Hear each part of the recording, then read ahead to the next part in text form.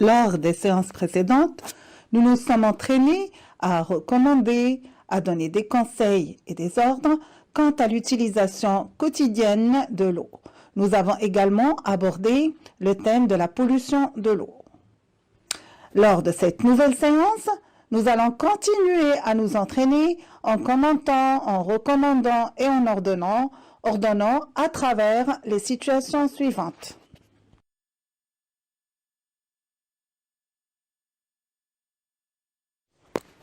Regardez bien l'image.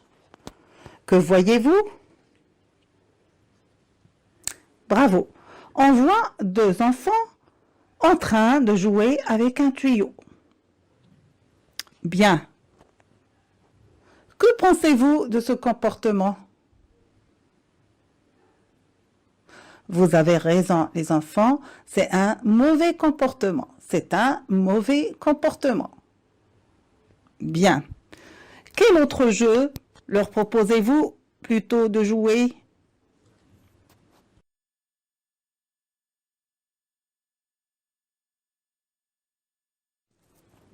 Oui, très bien. On peut jouer par exemple à cache-cache. Très bien.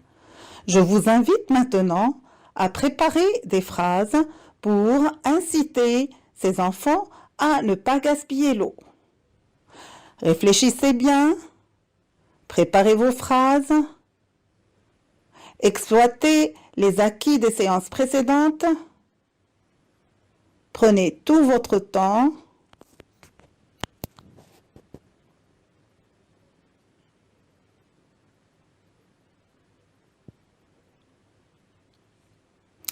Très bien. On peut leur dire par exemple, « Faites attention, mes camarades, l'eau est précieuse. Il ne faut pas la gaspiller en jouant avec un tuyau ouvert. Jouez plutôt à cache-cache, par exemple. » Je répète, « Faites attention, mes camarades, l'eau est précieuse. Il ne faut pas la gaspiller en jouant avec un tuyau ouvert. Jouez plutôt à cache-cache, par exemple. »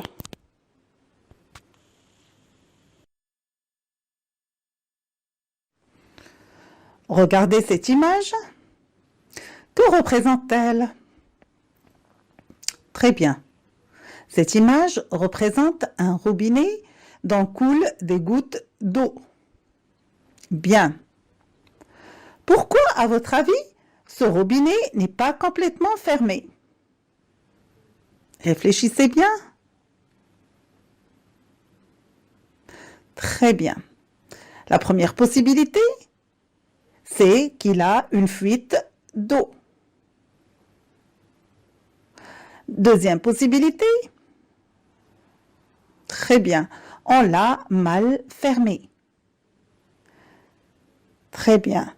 Préparez donc vos phrases pour recommander, conseiller ou ordonner à vos amis d'éviter le gaspillage de l'eau comme dans cette situation. Réfléchissez bien, exploitez vos acquis.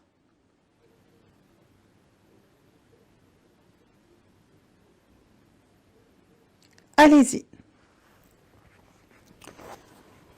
On peut donc dire, je vous recommande de bien fermer le robinet après son utilisation.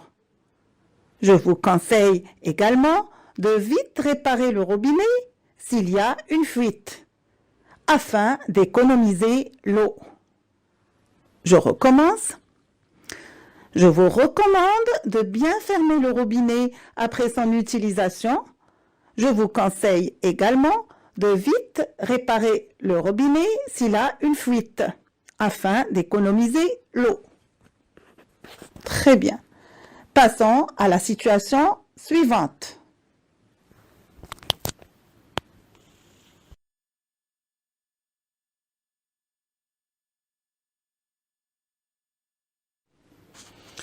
Regardez bien la dernière image. Que voyez-vous? Excellent. On voit un homme jetant des ordures dans la mer. Faites donc de même et incitez ce monsieur à ne pas polluer l'eau. Réfléchissez bien, exploitez vos acquis, prenez votre temps.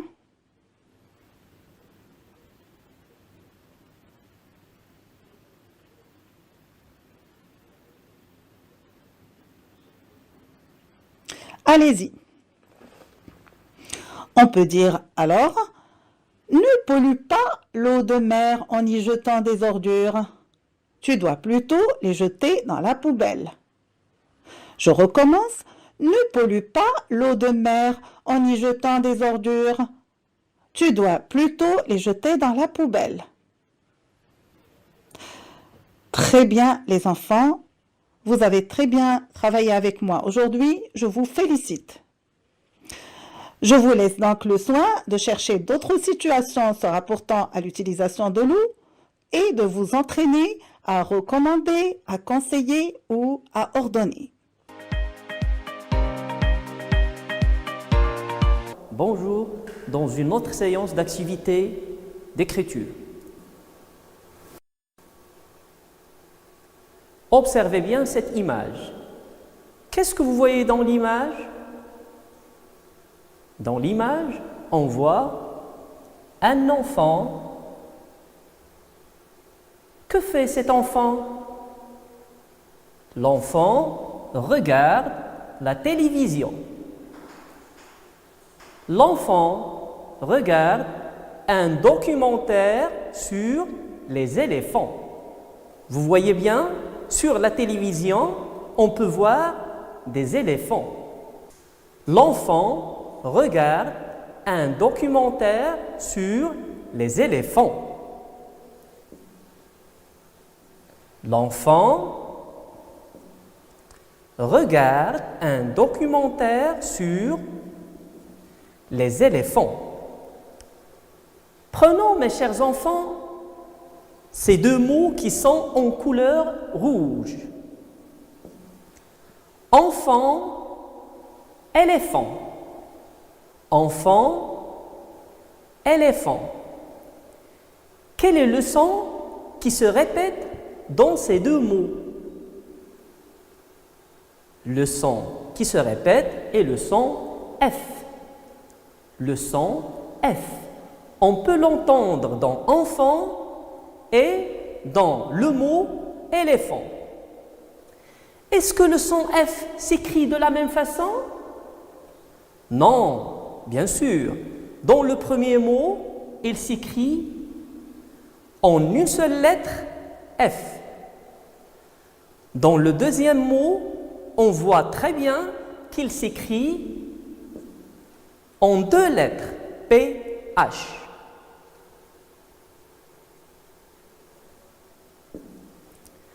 Notre cours d'aujourd'hui consiste sur écrire ces deux graphèmes F et F en respectant les normes de l'écriture cursive. Suivez avec moi.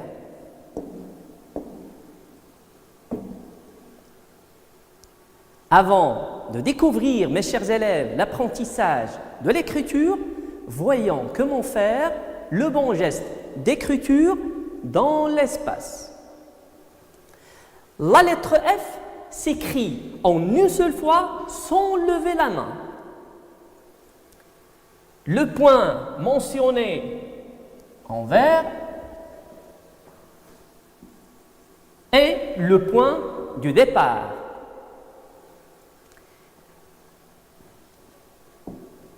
Les flèches en mauve représentent le sens de l'écriture.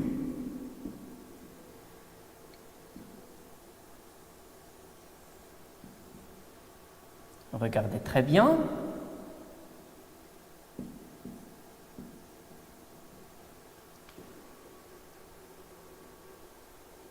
Nous allons l'écrire, nous allons le tracer, mes chers élèves, dans l'espace. À partir du point de départ, on trace une attache qui monte vers le haut, une grande boucle, et on descend un trait on trace un trait qui descend vers le bas, une grande boucle qui tourne à droite et qui finit, elle aussi, par une petite boucle. On va refaire ou bien retracer la lettre F dans l'espace. Une attache, une grande boucle, un trait vertical, une grande boucle qui tourne vers la droite et une petite boucle pour finir la lettre F. Maintenant, mes chers élèves, passons à l'écriture du graphème F qui s'écrit en PH.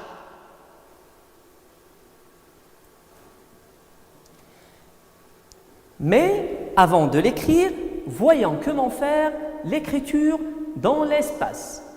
La lettre F qui s'écrit en PH a le P à 2 points de départ, le H aussi à 2 points de départ. Les points de départ sont représentés par le vert.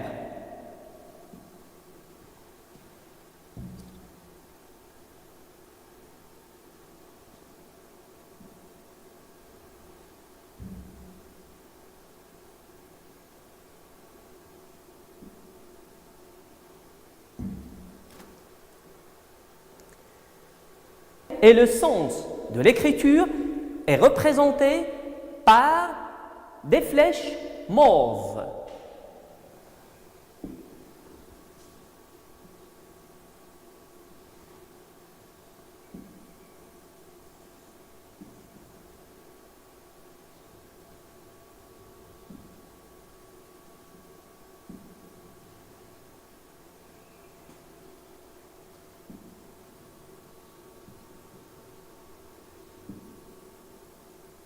Regardez bien, mes chers enfants,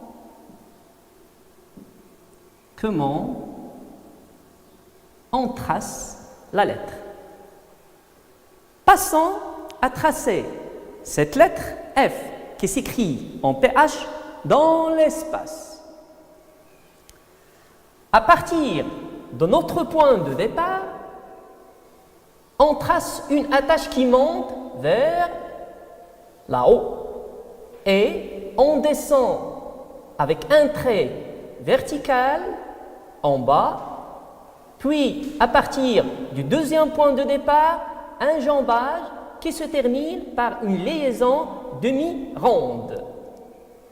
Pour écrire le H, à partir du point de départ, on trace une attache qui monte vers le haut, une grande boucle et un trait vertical qui descend. Ensuite, à partir du deuxième point de départ, pour écrire le H, un jambage qui se termine par une liaison demi-ronde. Très bien, mes chers enfants. Passons maintenant à écrire nos deux graphèmes dans les cahiers. Prenez vos cahiers et prenez vos stylos. Tenez les stylos entre 3 doigts, le majeur pour maintenir le stylo, le pouce et l'index pour le soutenir. Écrivons les deux graphèmes. Commençons par la lettre F. F s'écrit en 3 interlignes là-haut et en 2 interlignes en bas.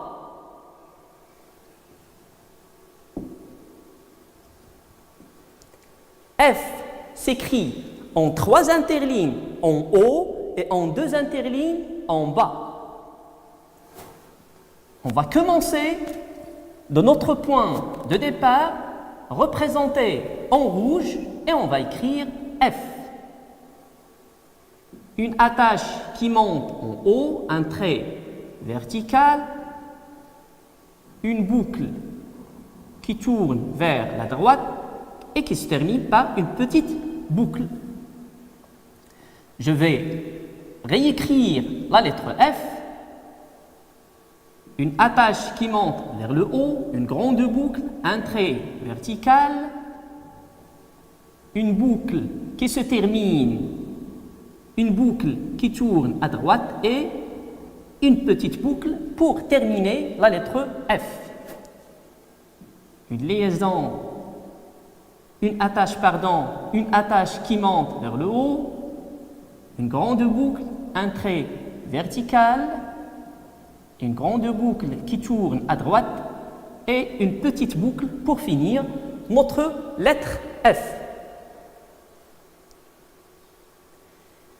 Essayez de réécrire la lettre F sur vos cahiers, mes chers enfants.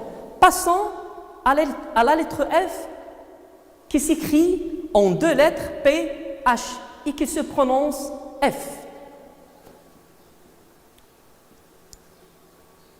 À partir de notre point de départ, on trace une attache qui part en haut, puis un trait qui descend vertical, qui descend en bas, qui descend 2 interlignes en bas, un jambage qui se termine par une liaison demi-ronde. Maintenant, on va écrire le H. Une attache qui monte vers le haut, une grande boucle, un trait vertical jusqu'à la grosse ligne d'écriture, un jambage qui se termine par une liaison demi-ronde. On va réécrire le graphème, une attache, un trait vertical qui descend en bas, un jambage, une liaison demi-ronde et le H. On va l'écrire aussi, une attache qui monte en haut, une grande boucle, un trait vertical qui descend en bas, un jambage et une liaison demi-ronde. À ne pas oublier qu'on écrit le P en une seule interligne en haut et 2 interlignes en bas. Liaison, trait vertical, jambage qui se termine par une liaison demi-ronde, une attache, une grande boucle, un trait horizontal, un jambage qui se termine par une liaison demi-ronde, qui se termine par une liaison demi-ronde. Une attache, un trait vertical, jambage, une liaison demi-ronde, une attache qui monte vers le haut, une grande boucle, un trait vertical, un jambage qui se termine par une liaison demi-ronde. À votre tour, mes chers élèves, de réécrire cette lettre pour bien améliorer votre écriture et la perfectionner. Maintenant, mes chers élèves, c'est à vous d'écrire ces 2 graphèmes en respectant les normes de l'écriture cursive minuscule. Merci de votre attention et à bientôt.